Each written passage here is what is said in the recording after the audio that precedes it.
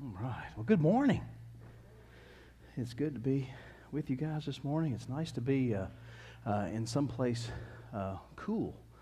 It has been smoking hot the last couple of days, and we've been at a livestock show in Bowling Green, and that's been even hotter. And normally when I walk into the hog barn, when the barbecue guy walks into the hog barn, a little fear comes over the sense of the animals.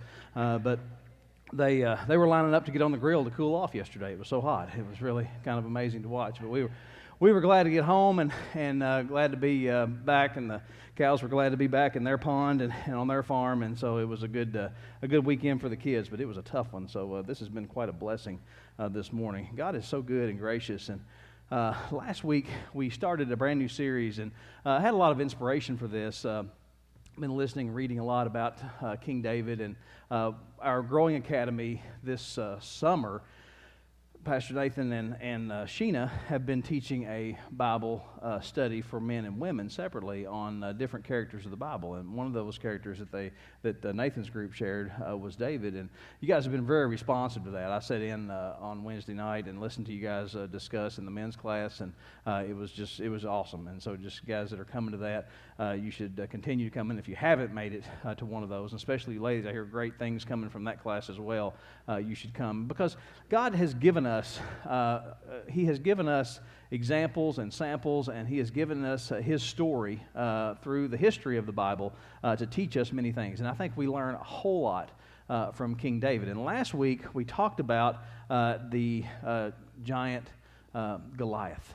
And today we're going to talk about bigger giants than Goliath that David faced, and how he faced those giants in his life. Because here's the thing. What we're going to look at this morning is a very simple idea, and it's something that is very relevant to all of us. But this is what we find, is that the way of God and the ways of God and what God teaches us and the things that He has for us become somewhat unappealing when we are experiencing certain conditions in our life. And these three conditions that we are experiencing, or that we experience from time to time, are these. And we're going to look at what we do when we are angry, lonely, and afraid. Angry, lonely, and afraid. Richard, I'm getting a little bit of a feedback. You might want to pull me down just a little bit. All of those conditions are common to us. All of those conditions are things that we have experienced, those things that we have done. We have all been angry. We have all been isolated. We have all been afraid or in fear for something. And those three conditions are what we will find today were bigger giants that David faced than the giant Goliath. Because all of those conditions have the potential to undermine our faith. They have the potential to undermine even the most dedicated, devout follower of Christ. And those three conditions have the potential to drive us beyond the guardrails that we set for ourselves, to drive us beyond the things that we know to be true. Because this is one of the things that I shared with you last night about King David. He loved the law, okay? And this is one of those times when he allowed the law to convict him and to condemn him. Okay, because he loved the law and he loved the Lord. And this is one of those times when he should have known better, but he didn't act that way. And I could ask you the same thing. Before we even get into this, I could ask you this question. You can go back and review your lives, okay? And we all have a past. We all have mistakes. We all have these things. And so if I could ask you to go back and say, what's your greatest regret? What's the time in your life, what's the moment in your life that's your greatest regret? And I can bet you, okay, I believe that when you can point to that regret, you can point to a response to being either angry, isolated, abandoned, or alone, or afraid. Okay, when we experience those conditions, it will cause us to react. And the ways of God seem somewhat unappealing to us when we are dealing with one of those moments. And this is why. We become overwhelmed with the emotions that surround those conditions. Okay, when we're angry, it's an emotional response. Okay, when we get mad at somebody, you just get so angry at someone, and all of a sudden you just feel compelled to do something. You feel compelled to pick up the phone and just tell them. okay? You feel compelled to just show up at their house or show up at work and say, I'm getting ready to share something with you, and just unload, okay? That emotion just wells up in you, and you feel compelled to do something. When you are alone, when you feel isolated, when you feel that nobody cares anymore, that nobody's there for you, there's no one that cares or is around you, then you feel compelled to do something about it. And sometimes you'll feel compelled to reach out to something that's not what you should be reaching out for.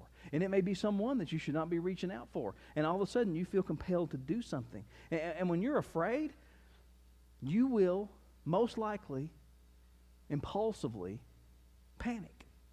You'll panic. And when that happens, so many times it's in the direction that doesn't lead to good results. And what happens is instead of making our lives less complicated, we often make them more complicated, and we'll end up angrier, we'll end up lonelier, and we'll end up more afraid as a result of our impulsive action to those conditions in our life. Well, David had some colossal failures in his life, okay? And one of those colossal failures he's very famous for, okay? And you guys probably know that story, and you probably studied that story, and we'll probably look at that later on. He's very famous. That took place when he was in his 50s, and he was the king of Israel. But today we're going to explore one that took place when he was in his 20s. Okay, it's another colossal mistake that David makes when he's in his 20s, and it's one that's really not celebrated so much, and it's really not been talked about a whole lot, and you really don't cover it unless you're a Bible person or a church person that's been studying this stuff for years. Chances are you may have not even really read this story. But David was 22 years old at the time that this takes place, and you may not have heard a whole lot about this mistake. So one thing that you need to know is if you missed last week, if you missed the story of Goliath, and surely all of you have heard that story, but if you missed that message last week, I invite you to go back, pull that up on YouTube, pull it down on the app, and watch it, listen to it, and so you can realize. And I remind you that when David killed Goliath, when that story unfolded, he was 15 years old. Okay, he's just a kid. He doesn't even have his driver's permit yet, okay? He's just a kid, all right? And so when he killed Goliath, he is just a little boy. And so 15 years old, and now he's 22.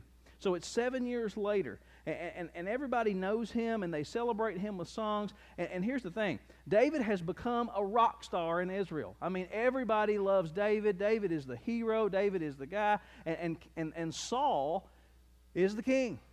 And this kid, David, is very intimidating to Saul, okay? Saul has his own problems. Saul's insecure. Saul is constantly afraid. Saul is paranoid. And so this kid, David, is very intimidating to him. He's very intimidated by him. So he tries to come up with a plan to be able to control David. And his first idea was to be able to control David was to get him into his household. So when David's really young, right after this took place with the killing of Goliath, he offers to him one of his daughters to marry. He's like, what better way to control this kid? I'll just bring him into my house, okay? And he'll just be right here. Well, David's response to that first offer of Saul was, I'm not worthy to be your son-in-law. Okay, I am not. I mean, my family is poor. We don't have a lot. We're just shepherds, and for you to invite me to come into the royal house and to be the king's son-in-law, I mean, come on, that's way too much. And so the whole country kind of looked at that response of David and was like, what a guy. I mean, come on, he's so humble. I mean, and they just loved him even more. Well, time passes, and eventually David falls in love with another of Saul's daughters named Michal, and they are married. And so David becomes into the house of Saul, and it turns out that really wasn't what Saul wanted either, because it was just a struggle as it goes forward. And so in this whole period of time, okay, in this 7-year stretch of time, David is constantly in Saul's favor, and he's out of Saul's favor. Saul is constantly having these flare-ups. He's getting angry. All these things are taking place, and it goes back and forth. Sometimes Saul's like, okay, he's a good kid. We're going to work out. This is going to be okay. It's going to be good. Next minute, he's trying to throw stuff at him and kill him. And finally, Saul's like, this is not going to work out if I do something to him, so we're just going to have the Philistines do that. So he would send David on these impossible missions, okay, things that you just shouldn't be able to accomplish, and he would go off and accomplish them, and he would come back and the victor, and Saul would be like, oh, Lord, how did you do that? And the people would be like, look at that guy David. He is awesome. I mean, look, nobody else could have won that battle, but he did. And so Saul was like, I don't know what I'm going to do. And so this goes on and on and on. So David is married to Saul's daughter, Michal, and David becomes best friends with Saul's son, Jonathan. Okay, so Jonathan is David's best friend, and he's married to Saul's daughter, Michal. And so the two of them would help to protect David. Whenever they knew Saul was having a bad day, whenever they knew Saul was in a bad mood, and they knew that it really wasn't probably smart for David to be around, they would tip David off, and they'd be like, hey, he's a little nuts today, you might want to not come to dinner, okay? And so this went on and on and on. And so all these things are taking place, and Saul just gets angrier and angrier and angrier, and finally, it all comes to a head. And it's a very large dinner. It's the new moon feast. And everybody who's part of the family is supposed to be there. And David has a seat at the table. And David is supposed to be there. And David gets kind of a hint that maybe something's up. And Jonathan says, well, won't you just hide, and I'll go to the dinner. We'll see what Saul's like. We'll see what Dad's doing. You know, we'll kind of see how the mood is striking, and we'll see what's going on. And I'll come back and let you know. Okay? And so the dinner begins, and David's seat is empty. And Saul looks around, and there's no David. Okay, and he's always asking Jonathan, where is David? And Jonathan would make up excuses for him. And finally, here it is. Saul's anger flares up at Jonathan, and he says to him, you son of a perverse and rebellious woman. Is she in the room? Because if it is, that's a little awkward, don't you think? Maybe there's some marriage issues here. But anyway, don't I know that you have sided with the son of Jesse to your own shame and to the shame of the mother who bore you? Is she here? Because, wow, that's awkward. As long as the son of Jesse lives on this earth, neither you nor your kingdom will be established. Now send someone to bring him to me, for he must die. That's pretty bold, isn't it? I wouldn't recommend that for your first grandkid's Bible story, okay? All right, but it's a Bible story, and it's real, and it happened. You should read it. Saul was that mad. And so Jonathan goes back to David, and he says, he's lost it, okay? He's lost it, man. He said, I can't protect you anymore. He wants to kill you, and he's going to send whatever he has to send. He's going to do whatever he has to do because you must die. And David, you're going to have to leave. And David, you can't just leave the city. You're going to have to leave the country. You've got to get away from this guy. He's cuckoo. Now, imagine David's response to this. Imagine what he's feeling like. All of a sudden, this is David. All of a sudden, David is the guy that he's put his life on the line for this king day after day. I mean, he went to Saul's tent in the valley of Eli and said, send me. I'll go down. I'll fight this giant. I'll do it for you. Okay? Because listen, you know, he didn't say this, but it's like you're the guy that's the tallest one in Israel, and he's a pretty tall giant. So they're looking at you. So I'm going to kind of save you. I'll go down and fight him. So he had put his life on the line time after time after time for King Saul. And all of a sudden, this man that he's fought for has rejected him. So David's feeling alone. And here's his best friend, you know, Jonathan, saying, I can't really do much because he's going to get you. And so you're going to have to leave. You're going to have to go. And so David's starting to feel isolated. He's starting to feel rejected. I'm sure he was angry. And here he is, alone. And now, he's afraid. He's afraid for his life. He's afraid for his life. So all of a sudden, these three bigger giants show up in David's life, and he has to respond. He's feeling abandoned. He's feeling angry. He's feeling afraid. And David did what many of us would do when we are abandoned, when we're alone, when we're angry, and we're afraid. We take matters into our own hands. We take matters into our own hands. And David lost sight of something that we have a hard time understanding. You see, because we know the story of David. Because this is what happened. He lost sight of the fact that God was with him. He lost sight of the fact that God was with him. All of a sudden, he's abandoned, he's afraid, and he's mad, and he loses sight of the fact that God is there. We see this story from 30,000 feet. We're looking down on it going, come on, man. Come on, you know this. You know this. We ask the question, what are you thinking? Why would you abandon your morals?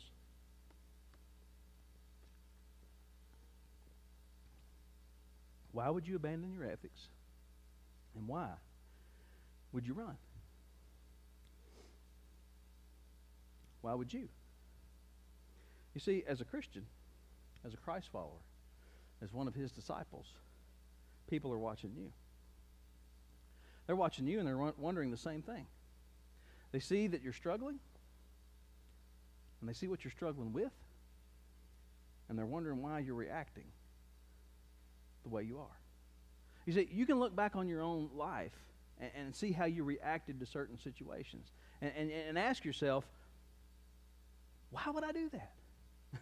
You look back on a situation, you look back to a point in your life and ask yourself the question, why would I respond that way? Why would I react that way? Why would I do that? And here's why. Because when you're abandoned, when you're isolated, when you're angry, when you're afraid, your inclination is to panic and run. So David leaves. This is where he goes. He went to Nob. Now, just to help you understand, Jerusalem was not the central place of worship at this time. Okay, the Israelites didn't even have control of the actual city at this point in history, and so the tabernacle was the place of the dwelling place of God. And so the tabernacle moved. Okay, it was mobile, and wherever the tabernacle went, that's where the priests went. And at this point in time, this is where they were. And so they were at Nob. And so David goes to Nob, to Ahimelech, the priest.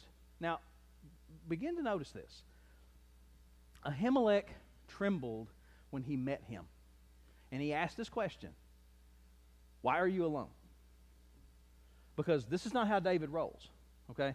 When we were in D.C. a few weeks ago for Washington Leadership Conference at the end of June, there's a little restaurant across from our hotel called the Open City, and the Open City has these doors that are open and the windows when it was nice and cool, and it was really nice and cool while we were there. And so we were sitting there having breakfast, and I hear sirens. And I look up, and I'm thinking, there must be a police car coming or somebody, and so I look up, and so a police car comes, and another one comes, and then motorcycles, there's like 2, 3, 4, 5. All these motorcycles are rolling through, and then some more police cars, and then 2 black limos with the presidential seal on the side of it comes through, and then an ambulance, and then some more motorcycles and everything else.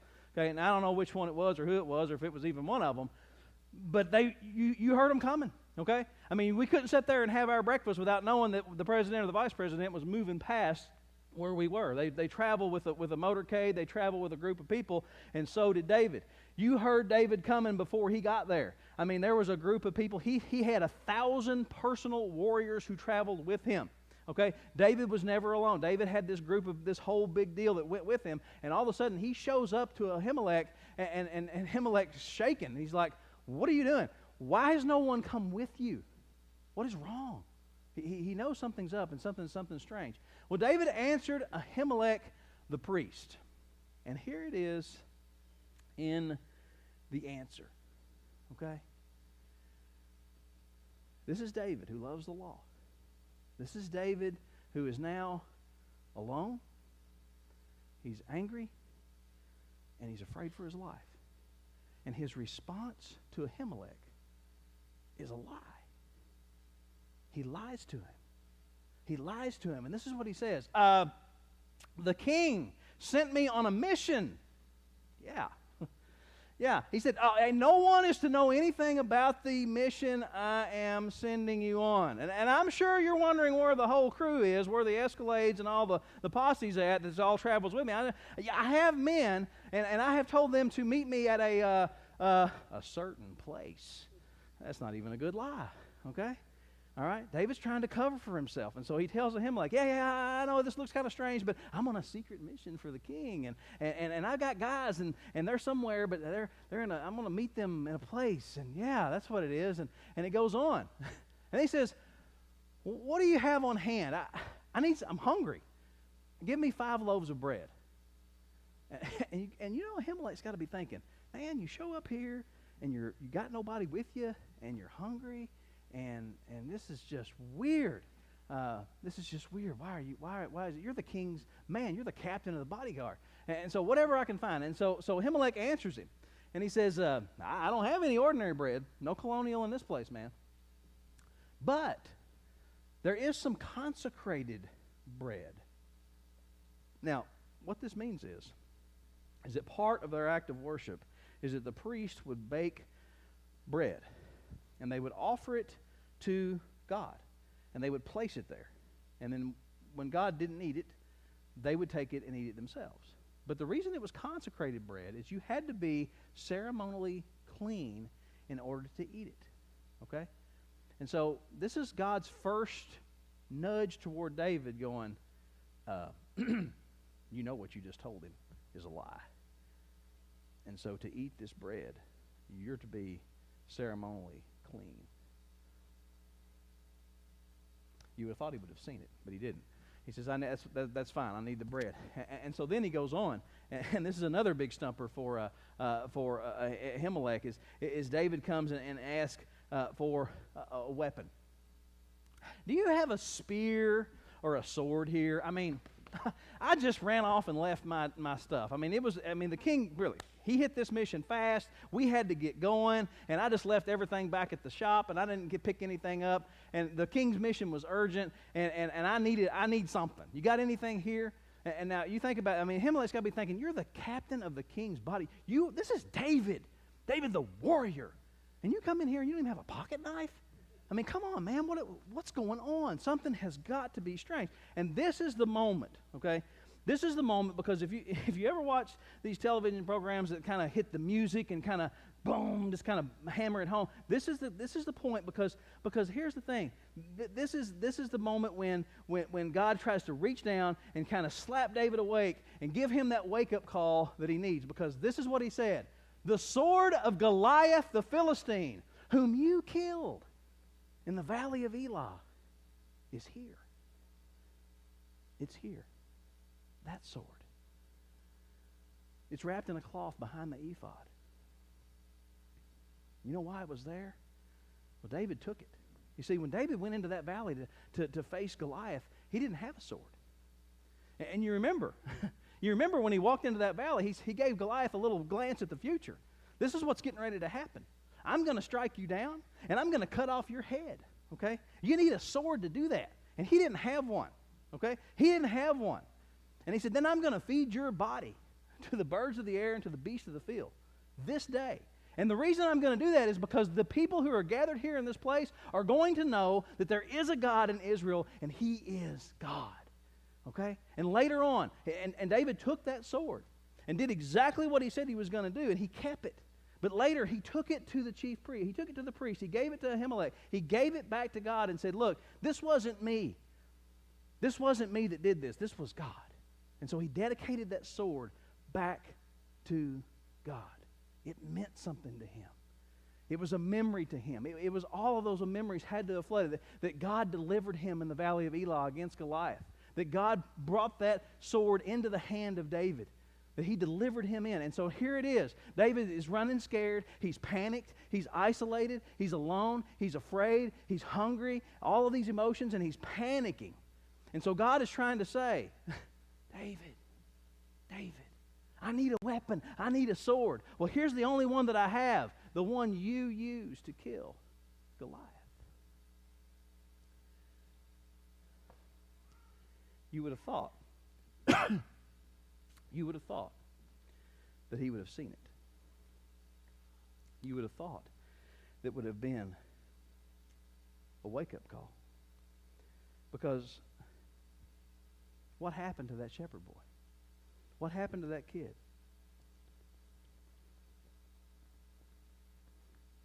What happened to the boy that ran toward danger instead of now running away from it?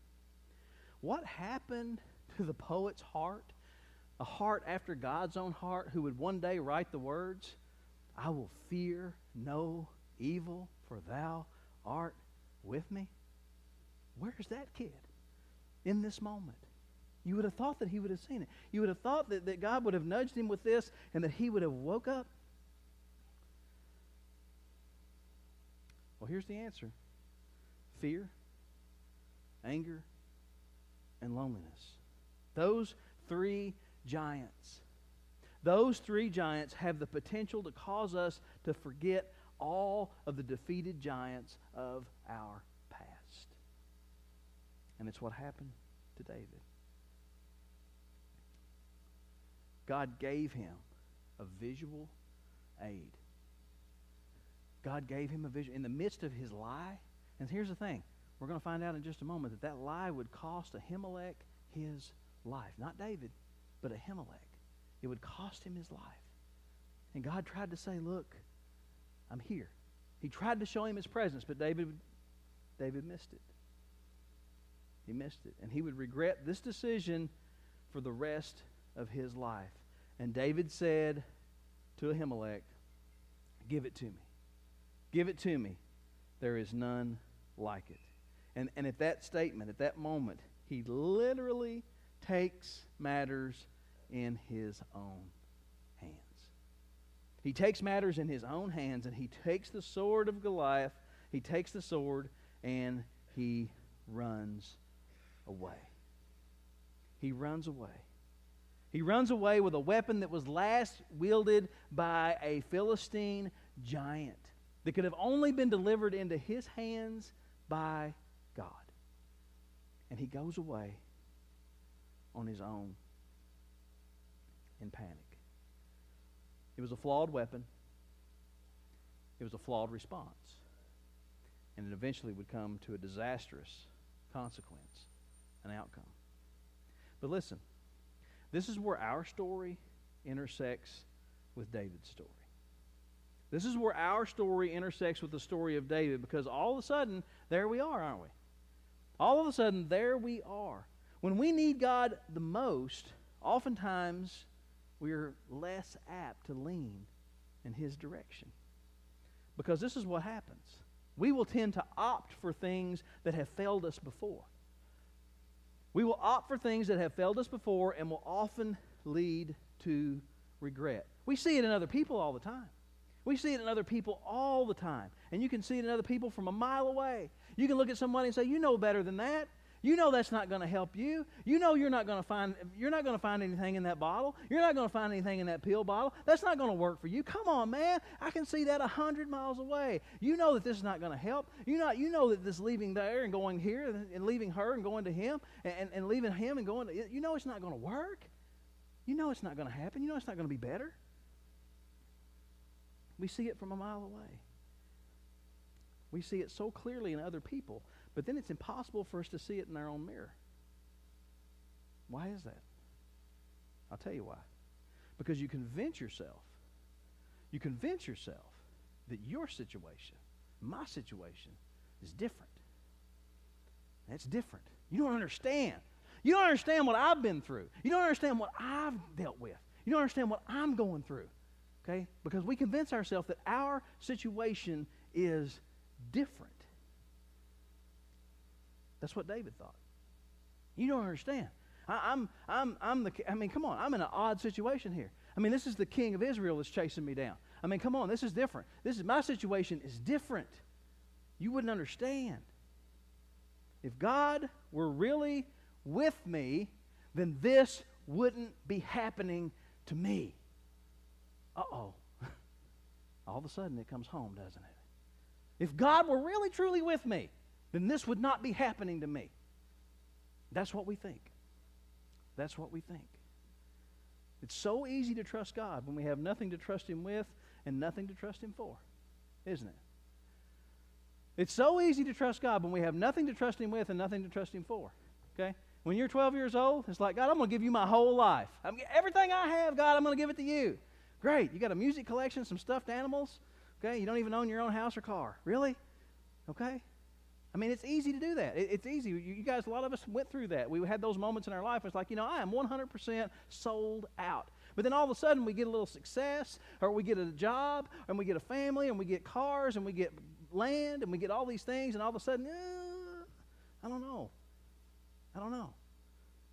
It's easy to trust Him when you don't have anything to trust Him with and nothing to trust Him for. When we surrender our whole life to God, but there's not a whole lot of life to give. When things are going great, how difficult is it to trust Him? How difficult is it to trust Him? When everything's going great, we show up on Sunday morning and go, yeah, it's great. Everything's great. Everybody's healthy. Everybody's here. everything's going fine. Job's great, weather's great, life's great. I trust you. I'm all out. I'm all in, man. I'm there. It becomes easy then. But when things begin to fall apart, when things begin to go down, it becomes harder to trust Him when the things that we value start to slip away. And then all of a sudden we become isolated. We become afraid. Sometimes we get angry. And so David takes matters into his own hands. He takes Goliath's sword and he flees. And that day, David fled from Saul and went to Achish, king of Gath. That's a good move. He went to the land of the Philistines. And not only to the land of the Philistines, but to Goliath's hometown with Goliath's sword in hand. Good move, okay? But the servants of Achish said to him, isn't this David, the king of the land? I mean, I know Saul's the king over there, but hey, this is the favored one. Isn't he the one that they sing about in their dances, that Saul has slain his thousands, but David has slain his 10,000s? This David shows up. David took these words to heart and was very much afraid of Achish, king of Gath. He gets afraid. All of a sudden, he makes this decision. He acts on impulse. He panics. He goes here. He thinks, I'm going to join them or whatever he's got going on in his mind. And all of a sudden, now Achish figures out who he is, and now he's afraid again.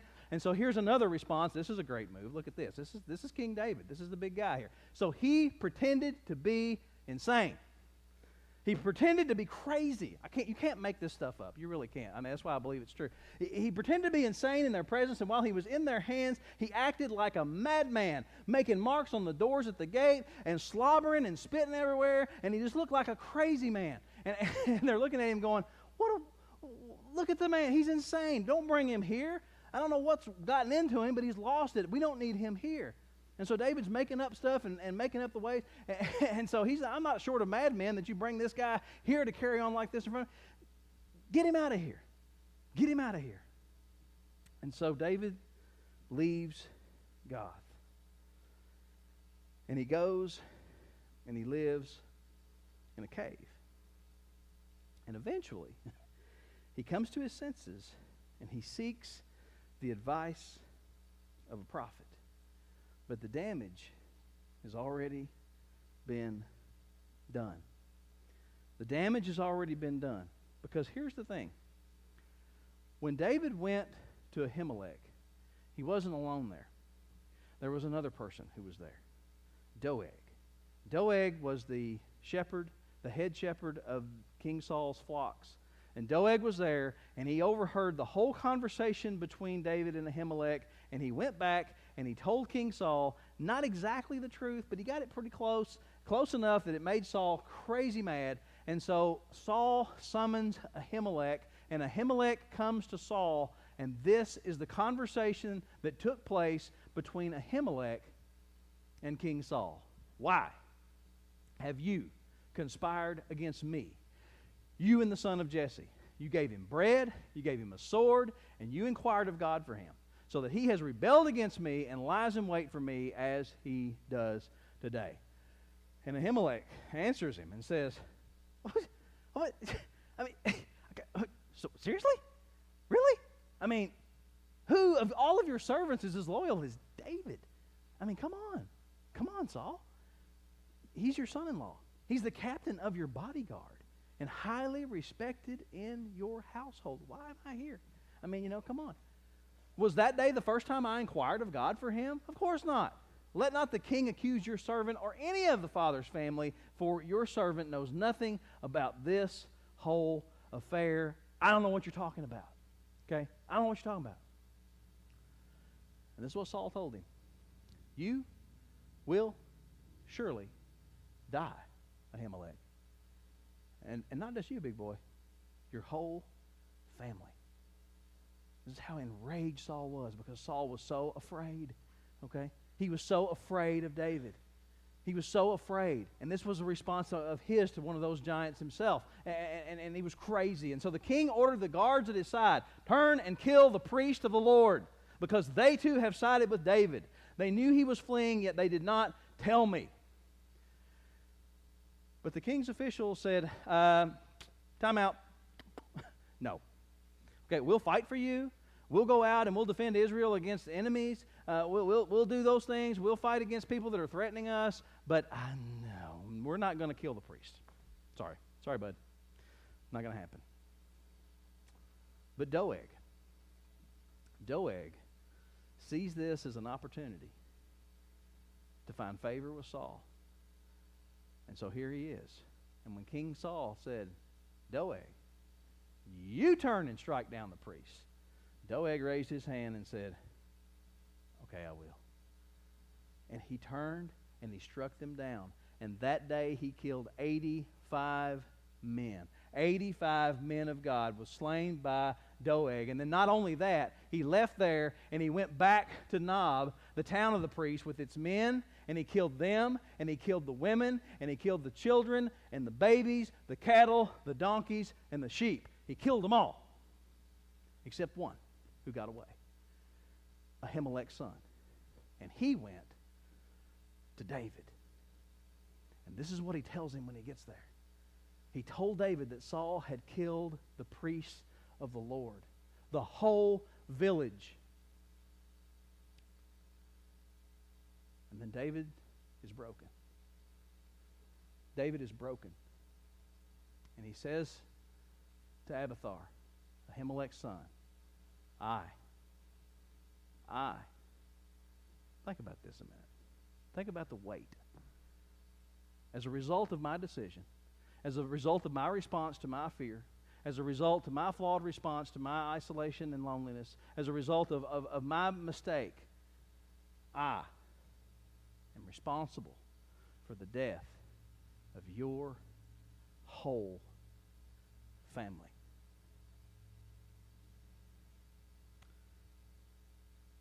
Sometimes taking matters into our own hands feels good, but it doesn't turn out good.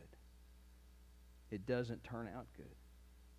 So let's take a moment and think about how this intersects with our lives. There are times in our lives when anger pushes us to do things that we know we shouldn't do.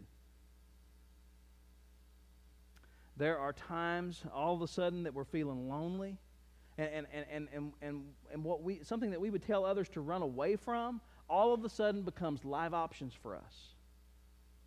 So here's my question for you. What is your loneliness? What is your anger? What is your fear causing you to consider that you would never consider before? An old habit? An old relationship? I mean, they've texted you, they've contacted you, but you haven't texted back, but you're thinking about it. Okay? They hit you up on Facebook Messenger, they sent you a Twitter message, and you haven't responded yet, but you're thinking about it. What? What is it? What is it that you're considering as a response to one of those conditions? Now, here's the thing. Have you ever seen that actually work out for somebody? I mean, from a mile away, you've watched another person do that in their lives, and you've watched them make that mistake, and you've seen it, and it never works out. So why do you think it's going to work out for you? Why do you think it's going to work for you? What is your loneliness, anger, or fear causing you to consider that you would never consider before? And you know. You know that you know you have no business doing it. You know that you know, just like David knew. David knew the law. He knew it was wrong to lie. He knew it was wrong to take matters into his own hands. He knew his response was wrong, but he did it anyway. Here's another question. Who, besides you, do your decisions put at risk? Who, besides you, do your decisions put at risk? I'll answer it for you, because I know I can, and I'll be right. The people you love the most. Okay? That's the answer. The people that you put at risk are the people that you love the most. And the people who love you the most. Those are the ones who stand to lose. And my final question is this. What advice would you give to someone else when faced with your decision? What would be your advice? You know what it would be. Because you know the law. You know the truth. You know the answer. Because the lie we tell ourselves is that, yeah, that's what I would tell them to do in that situation, but my situation is different. They don't understand my situation. My situation is different. No, it's not. No, it's not. That's a lie from Satan, okay? That's a lie from Satan that your situation is somehow different than every other situation that every other person has ever passed through. It's a lie. Don't convince yourself that your situation is different. You know what you would inform somebody else to do. You know what you would tell them because you can see it from a mile away. You see, later in life, King David would give us these words. He would write these words in Psalm 9:9. He would say, "The Lord is a refuge for the oppressed." The Lord is the refuge for the oppressed. When you feel afraid, when you feel angry, when you feel alone, you seek the Lord. Because He is the refuge for the oppressed. He is the stronghold in times of trouble. This was a man with great wisdom. This was a man who had done this. This is a man who had been there. This is a man who was reflecting back on mistakes made and decisions gone wrong and watched the price be paid for people that he loved and people that he cared for. The Lord is the refuge, not drugs, not alcohol, not another woman, not another man, not new stuff, not more debt. The Lord is the refuge for the oppressed. He is the stronghold and a place of safety and security. David would tell you that he took refuge in his ability to control outcomes. David took refuge in his ability to control outcomes, and the outcome was a disaster. It was a disaster. When he took matters into his own hands, the outcome was a disaster. And this is what David would say. This is what he would say. I thought I was mistaken. I thought I was forsaken, but I was mistaken. Okay, and when you feel forsaken, when you think that everything has been taken away, when you feel forsaken, you, my friends, are mistaken. God is not just a refuge, but He is your refuge. Okay? And so here's how it becomes personal. 1,000 years later from this story, 1,000 years later from this story, in the city of none other than David, in the city of David, Jesus was born. Jesus was born, and Jesus looked into the eyes of a group of people who were afraid, and they felt isolated, and they felt fearful, and they were overtaxed. And Jesus was born, and He looked into their eyes as He became a man, and this is what He said to them. Come to me. Come to me. Come to me, all of you who are weary and burdened, and I will give you rest. Do you feel alone? Do you feel isolated? Do you feel like you've been abandoned? Come to me, He said. Come to me. He took on the flesh. See, he became God in the flesh. See, when David wrote that God is your refuge, Jesus said, I am He. I am. Come to me, and I will give you rest. When you're feeling angry and you're wanting to lash out and you just have that burden of anger that's on you, Jesus says, come to me. Come to me, and I'll give you rest. When you're afraid, and you're fearing for your life, you're fearing for your family, you're fearing for the job that you've lost or whatever's crumbling around you, when things are going and falling apart and you're afraid, come to me. Come to me, He says, and I will give you rest. Because it's so easy to believe that you are forsaken. But I'm telling you, I will never leave you nor forsake you. You are mistaken.